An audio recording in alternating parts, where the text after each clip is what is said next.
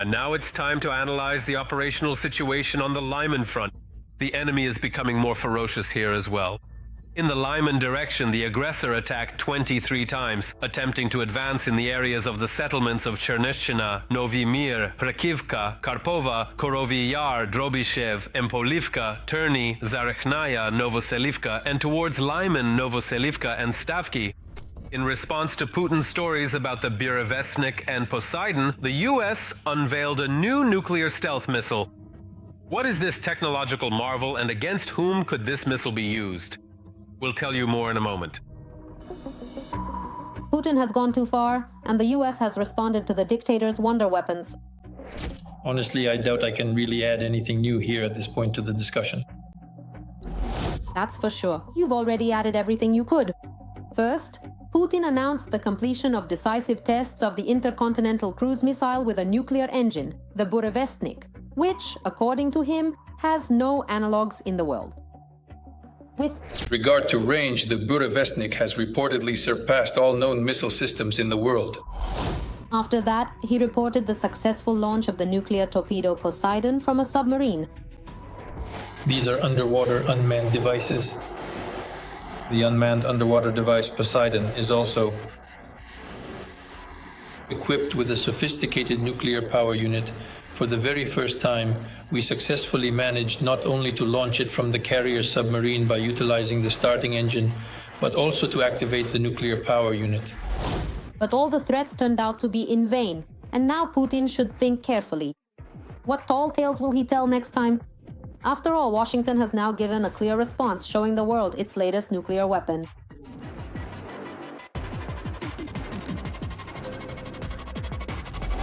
On October 29th, a bomber was spotted over California with an unusual object under its wing. It was the latest nuclear missile developed as part of a secret program to modernize the US nuclear arsenal.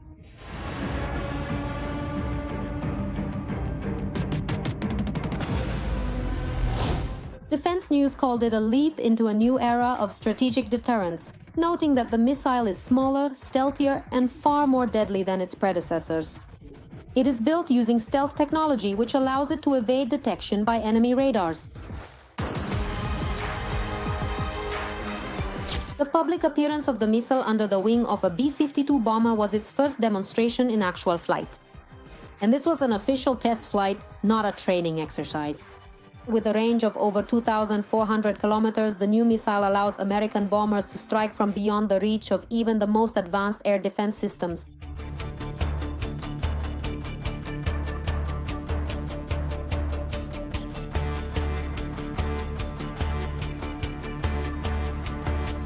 Let us recall that at the end of October, US President Donald Trump ordered the Pentagon to immediately begin testing nuclear weapons after Putin had been flaunting the capabilities of the Burevestnik in front of everyone.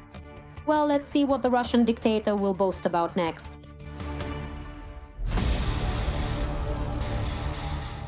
And now let's move to the Sloviansk direction of the front. The Russian world continues here as well, to destroy, kill, and maim. In the Sloviansk direction, Ukrainian soldiers repelled 8 enemy attacks over the past day. The occupiers' units tried to advance in the areas of the settlements of Huliaipole, Serebryanka, Fedorovka, Seversk, Viemka, and Zvanovka. The Ukrainian armed forces managed to destroy key components of the aggressor country's air defense in Novorossiysk. Right now, we will tell you about this and other most effective airstrikes against Russia's military and fuel infrastructure, and how these successful attacks are undermining the combat capability of Putin's army.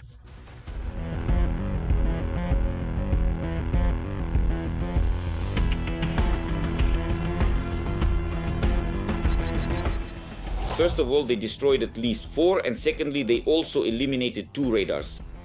And that's not counting the fact that a dozen such systems may have been damaged. New details, new conclusions. It turns out that the strike on Novorossiysk on the night of November 14th not only marked the collapse of Russian oil supplies, but also became the most powerful blow to Russia's air defense systems during the entire war. Ukraine carried out one of the most devastating strikes against Russian air defenses. They destroyed 4 S-400 launchers at once, as well as 2 radar stations from this battery. Ukrainian media reported this yesterday, citing sources in the Security Service of Ukraine, SBU. It became known that 4 S-400 Triumph launchers were completely destroyed. They were located on the territory of the military unit of the Kuban Red Banner Regiment. In total, there were 12 such launchers at the site. The security service believes that some of the others were also partially hit. As a result, the entire division has been put out of action. If anything at all is overlooked or not properly addressed in this regard, then at the critical moment when these launchers are required to operate and function as intended, an emergency situation could very easily occur, which could once again lead to the catastrophic detonation or explosion of the launcher itself, or alternatively, it could cause the missile to veer off course and miss its intended target. In short, to summarize, there could be a wide variety of different and potentially severe consequences in this particular case if some seemingly minor or insignificant issue is overlooked or not given the necessary attention. So basically, at this point in time, the entire base with all its equipment and personnel can essentially be written off as lost. At the same time, 2 expensive radars from these long-range air threat detection systems were destroyed, as well as the targeting radar, which was actually guiding those very S-400. But even multi-million-dollar losses aren't the main issue here. What's more important is that right now, the Russians simply have nothing to replace the lost equipment with. Well, while it's still somehow possible to replace the launchers, it's extremely difficult to replace the radars, as you know. Because each radar is a high-tech instrument, and under sanctions, it's very hard, time-consuming, and expensive to assemble one. Here, there are 2 radars at once, and both they were operating as part of a specific battery. In other words, the battery has fallen apart. Now it needs to find a new radar, meaning eyes, without which air defense is useless. It's still unclear what exactly our defense forces used to strike Novorossiysk. Most likely it was the SBU operating drones.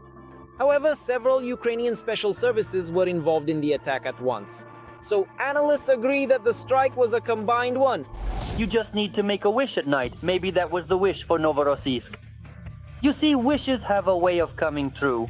So that's the kind of menu the defense forces offer. It's always nice. But seriously, if we're talking about the systematic nature of such strikes, it's so systematic that they hit 2 or 3 times. It should also be noted that the destruction of military equipment and port infrastructure in Novorossiysk is in fact just the crowning achievement. All of these operations were meticulously and very carefully prepared, and along the way destroyed quite a few significant targets.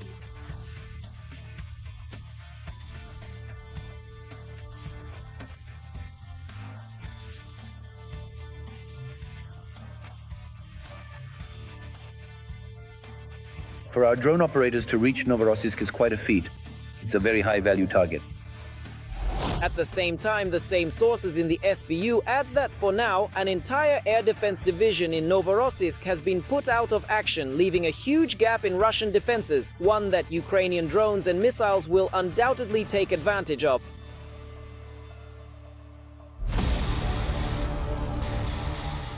And Now it's time to analyze the situation on the Huliaipole front line. The bloody rampage of the enemy army continues here as well.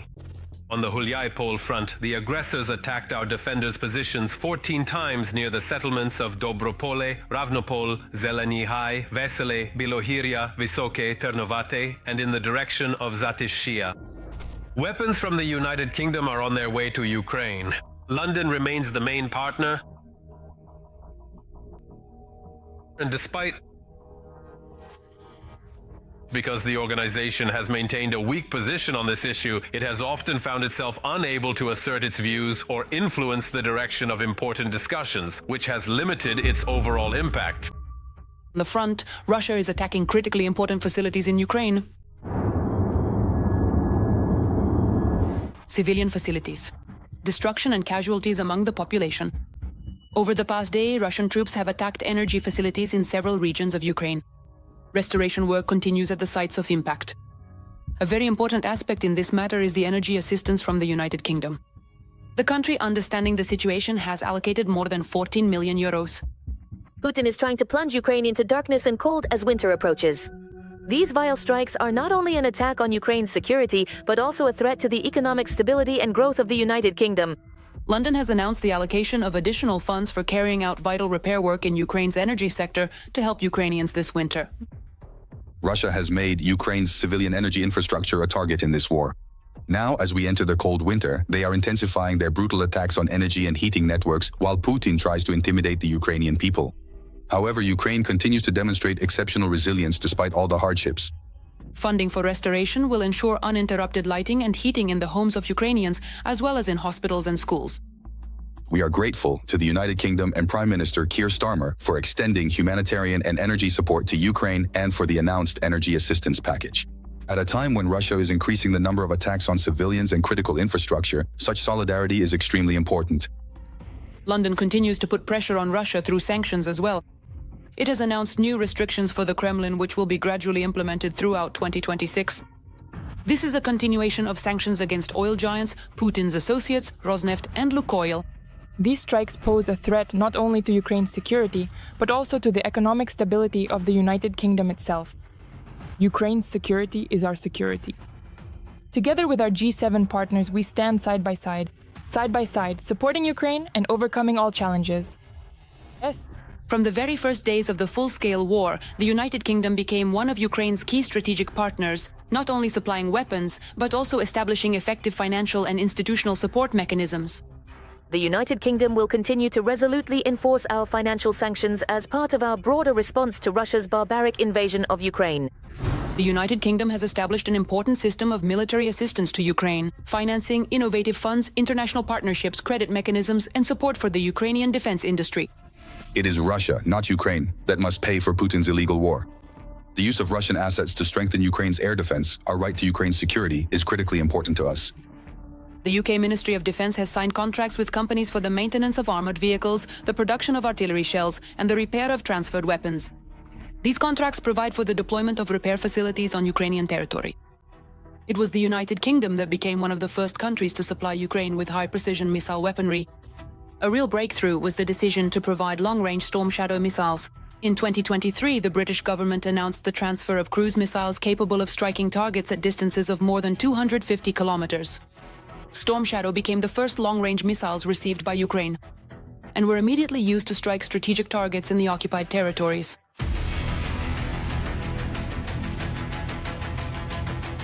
This month, the armed forces of Ukraine received a new batch of Storm Shadow missiles.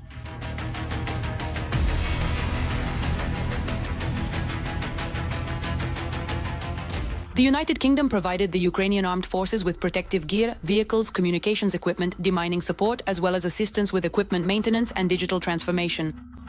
Britain became the first country to announce plans to supply Ukraine with main battle tanks. Compared to the T-80, the stabilization and optics here are much better. Aiming is done using buttons on a panel similar to a joystick. The turret rotates 360 degrees in 9 seconds. The Challenger 2 maneuvers, making it difficult for enemy anti-tank guided missiles to aim. At the same time, the tank itself is very accurate. As part of the Challenger 2 tank deliveries, shells for them were also received. The British tanks were supplemented with specialized repair and recovery vehicles, which made it possible to ensure their technical autonomy in use. In 2025, an agreement on a century-long partnership was signed between Ukraine and Britain. This comprehensive document establishes long-term cooperation between the two countries in the fields of defense, economy, energy, justice, science, culture, education, healthcare, and social policy. Britain's assistance is long-term, so we can always count on the support of a reliable partner.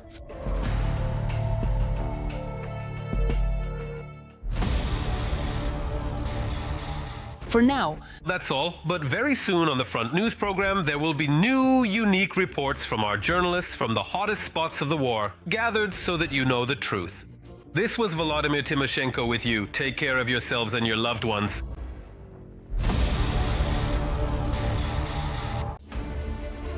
Watch right now on the Front News Project. Hellish battles in Pokrovsk, exclusive footage from Kupiansk. Ukrainian armed forces are clearing the city of Russians. You have to see this. French Rafale fighter jets will strike Moscow, a historic document signed by France. And also, the southern Russian Federation is on fire again, and this is just the beginning. Fiery, intense, and blazing footage from the front lines. Watch right now.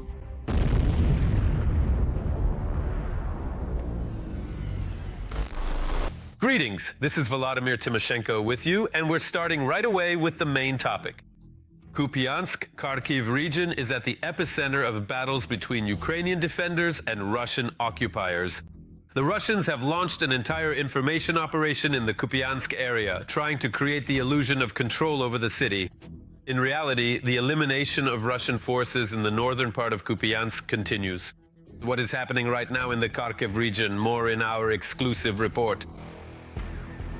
By November 15th, that is the deadline Russian dictator Putin has set for the capture of Kupiansk. However, the Russian army has once again missed its own deadlines and failed to take control of the city. This was stated by the President of Ukraine, Volodymyr Zelensky. Currently, Ukrainian units are holding key heights and settlements both in Kupiansk and around the city. At the moment, the situation in Kupiansk has been largely stabilized. There, Ukrainian forces continue an active operation to destroy Russian units in the northern part of the city, where the enemy has been cut off from its main supply routes. I wouldn't say it's very easy, but considering that they are cut off from their main supplies and cannot receive effective reinforcements right now, they are currently in a much worse situation than Ukrainian defenders were even at their lowest point. To strengthen the defense in the Kupiansk direction, operational reserves have been redeployed, including Special Operations Forces units with experience in urban combat. Additionally, it has been possible to significantly stabilize the situation and the Kupiansk hub direction. This is a key railway station that the occupiers are trying to break through to. They are in dire need of control over this particular logistical component of Ukraine's defense forces in order to use the short logistics route to create a strike group in this direction, which would aim to advance further towards Sloviansk-Kramatorsk along the Oskil River. And of course, what would it be without Russian fakes? Another masterpiece from the Kremlin. According to the Joint Forces grouping, the occupiers have been ordered to film staged videos, waving the tricolor flag in places where, in reality, there are only small groups of infantry. They even started including flags in supply packages that drones dropped to Russian units in the city. At least one such operation has already taken place. But in reality, this stunt played into the hands of the defenders of Naukorin. It became much easier for operators to detect and destroy the enemy. A few years ago, the Russians received an order. We started dropping flags to them and they began waving those flags. They want to show that they're in a certain place, to prove something, and to show that Putin and the general staff weren't lying. Nevertheless, these flags clearly highlight the positions they aren't missing. So they're trading the real situation of the Russians in the penning districts of the ministry for a fictitious one. This is generally typical of Russian propaganda, but still. At the same time, the occupiers have suddenly become much more active in the area of Mylov, in the Kharkiv region. There, the enemy wants to create a wide so-called buffer zone from Milove to Kupiansk and further to Vovchansk. In other words, the occupiers plan to expand their area of presence in order to create a precedent for a so-called territorial exchange. That is, they will propose Kupiansk, the Kupiansk districts, and Vovchansk in exchange for the withdrawal of Ukrainian units from the controlled areas of Donetsk region. In Kupiansk, the enemy continues to use scorched earth tactics. This involves the use of army frontline aviation, strikes with bombs on residential neighborhoods of the city, plus the use of the heavy flamethrower system Solntsepyok. This is a thermobaric weapon which is prohibited for use in urban areas due to its indiscriminate effects. And while the occupying army searches for ways to capture Kupiansk, their massive assaults, rotations, and constant pressure are not yielding the desired results. The majority of the city remains firmly under the control of Ukraine's defense forces, while the Russians lose dozens of their soldiers every day.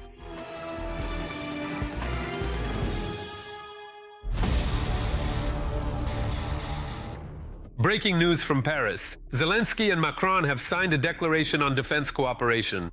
What will this mean in practice?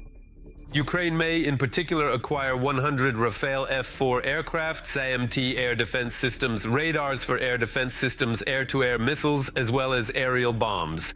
Naturally, the Kremlin is very tense about this. Here are the details. Kyiv is becoming a global center for combat drone production. Currently, Ukraine produces up to 4 million combat UAVs annually.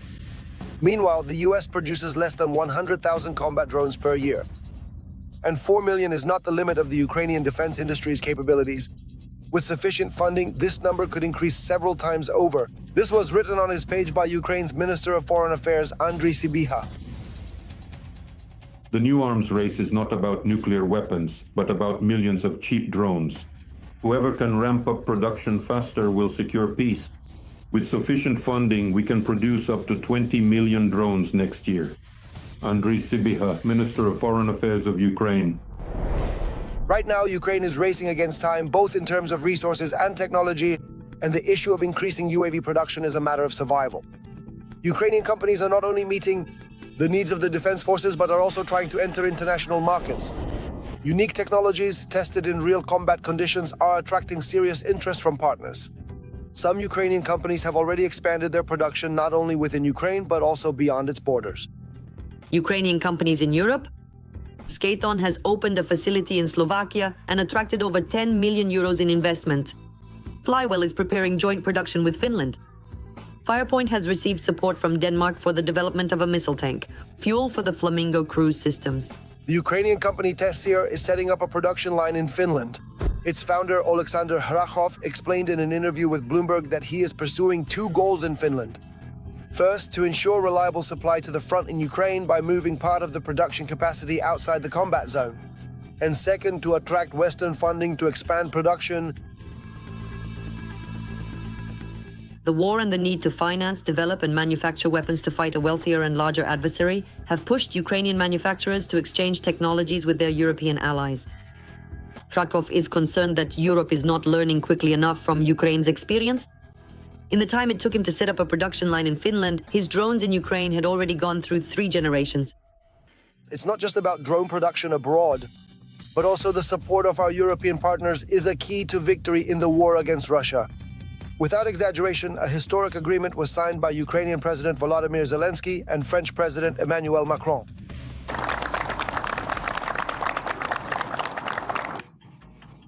I want to emphasize the importance of this agreement. This is a strategic agreement that will be in effect for 10 years starting next year. We understand all the fundamentals of this agreement: political, financial, industrial.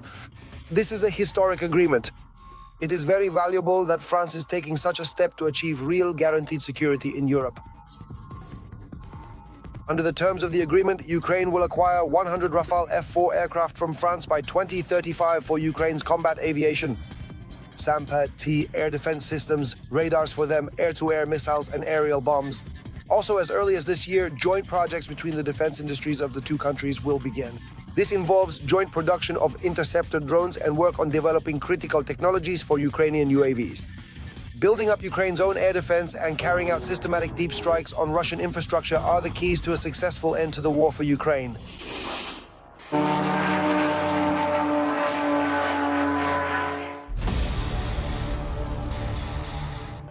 And now, let's move to the Alexandrovsk direction of the front.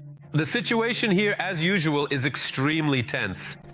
In the Alexandrovsk direction, the defense forces repelled 21 attacks near the settlements of Zeleny Gai and Yalta, Andreevka, Klevtsevo, Alexandrogorod, Voskresenko, Stepovoy, Sosnovka, Verbovoy, Alexeyevka, Pavlovka, Privolnoye, Krasnogorskoye, and Zlagoda. The horrific missile and drone strike on Kyiv did not go unanswered. To be specific, the Novorossiysk oil export terminal and the Saratov oil refinery were set on fire. And while Russian inhumans kill peaceful Ukrainians, the armed forces of Ukraine are systematically destroying the oil infrastructure of the aggressor country. Here's how it happens. From the promise to take Kyiv in 3 days to total blackouts and the introduction of a state of emergency now within Russia itself. We're feeling bored, it's also stagnant and dull, and honestly, we really want some excitement and action in our lives. Thanks to bunker dwellers and Ukrainian drones in some regions of the Russian Federation, things are, as Putin would say, really heating up. For example, last night in the Krasnodar region, the distinctive sounds of incoming strikes, sirens, alerts, and explosions were heard in Henichesk, Anapa, and Novorossiysk.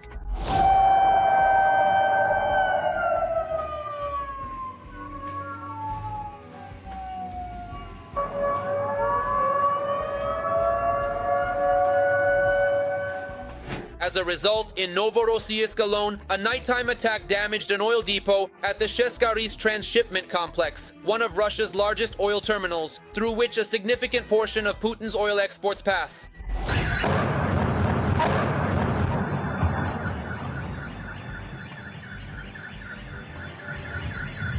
Local officials also reported that part of the coastal facilities was destroyed. In addition, debris from already downed drones damaged a storage tank and the pier of Chernomorsky Transneft. The latter effectively led to a halt in the pumping of black gold to the port of Novorossiysk. A state of emergency was declared in the city itself. It later turned out that the state of emergency in the city was not introduced for the safety of citizens, but to conceal the consequences of the strikes. After all, it wasn't just the Russian oil industry that was hit. The local military unit was also destroyed. An air defense unit was stationed on its grounds. At least one S-400 system and an ammunition depot were there. One eyewitness video captured the moment the Russian ammunition depot was struck.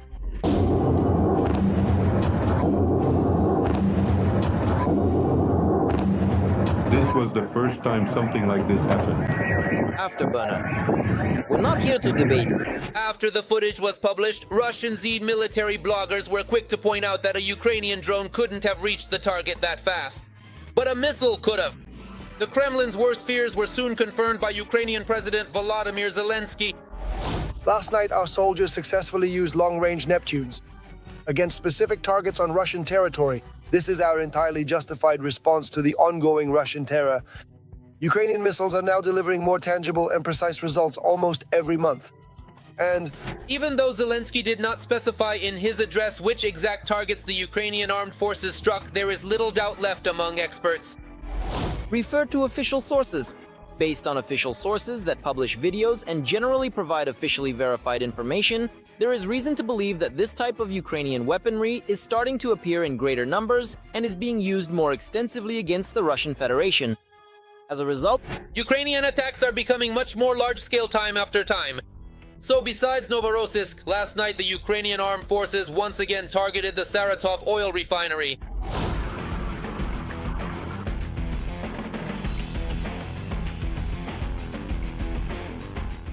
A week earlier, Ukrainian drones had already struck the oil refinery. At that time, the facility had to be temporarily shut down. Now, hopefully, the refinery will be permanently closed for good. There are still far too many military facilities on the territory of the Russian Federation that need to be taken out. And the lights in Moscow will go out almost automatically once certain facilities in the Russian Federation are shut down. We won't even have to try that hard for the Ilyich's light bulb to go out in Russia. It will definitely happen. It is inevitable. Meanwhile, the Russian Eagle is plunging into complete darkness. Is it still flying? Yeah, it's still flying. I swear, you're scary. It's fine. Is this already the third one? Yeah. Here comes another one. Basically, they're launching rockets from our airstrip. There it is. The local residents still can't recover from the recent raid by Ukrainian drones. I don't know if it was the right thing to do, going outside, but basically, everything out there is on fire. And all this despite the fact that the Ukrainian armed forces, unlike the Russian army, strike exclusively at legitimate targets, military facilities of the Kremlin. As for imagining what will happen when Ukrainian Flamingos and long-range Neptunes start actively joining the attacks, we'll be able to see that in the coming months. After all, according to experts, serial production of Ukraine's newest weapons has already begun. Which means, going forward, it will only get worse, at least for Russia's military-industrial complex and oil industry. This is quite a diverse range, which makes it possible to strike and destroy targets en masse on the territory of the Russian Federation, even at significant distances from the borders or the front lines. This, in fact, is a rather serious and positive indicator that step by step, in a systematic way, we are taking out key targets on Russian territory and destroying, among other things, military production.